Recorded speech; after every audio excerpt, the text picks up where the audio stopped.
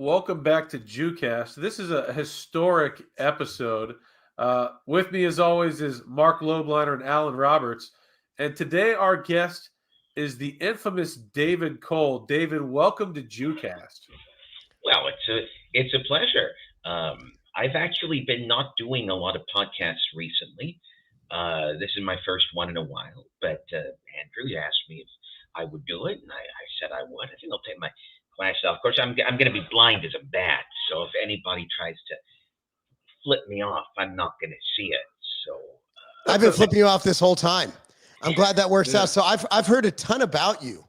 I've actually been researching you, and it's fascinating that you've done a lot of work on the Holocaust. Well, it's what I'm known for.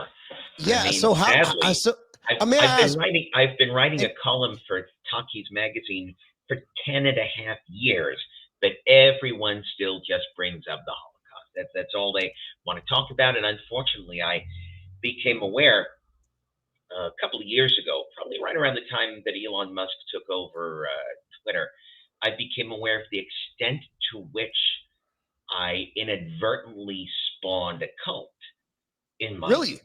Oh yeah. I mean, it's a bane of my existence. It These happens to me all the people time. I can't stand it The cult, every the starting the cult day. thing. Sorry. all the time. I can't.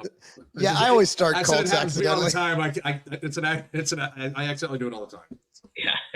I'm thinking like a There's do this month, something. I think. I will tell you that there's something a little unnerving about having inadvertently spawned a cult, because I look back to when I was 20 years old, 21 years old. I didn't plan on that. If you had told me, if anyone in 1990, 91, 92 had told me that anything I was doing that year would not only still be being talked about in the year 2025, but would be retweeted by the wealthiest man on earth,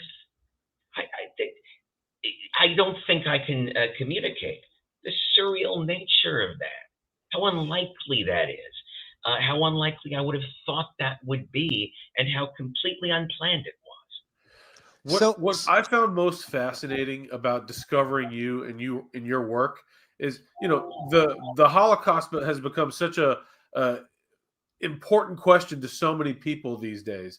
And then there are people that they're all the way to one side and they say, look at this Red Cross report. Less than 300,000 people died. And then there's people all the way on the other side that say it was over 6 million. If you ever question that number, you're a heretic. And then I found you, and I found that you found that there's some discrepancies in history, but that neither side of this massive, massive debate is really calling it down the middle. And that's what I found you so fascinating, because you were willing to do the research that took you wherever the facts went, and you were viciously attacked for it.